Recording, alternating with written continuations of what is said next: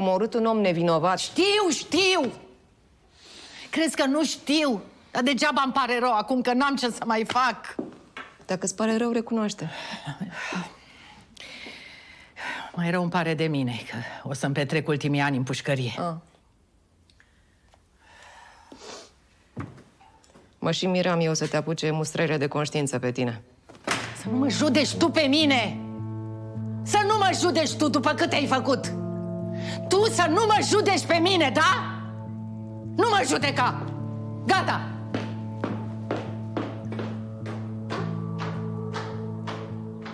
Chiar nu puteai să o lași în pace, nu puteai. Cum?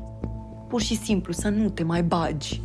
Dacă vouă nu vă pasă de femeia aia, mie îmi pasă. Dacă tu te preocupi de toate sărmanele de pe pământ, am uitat. Bună! Ia, uite că tot vorbeam de sărmane.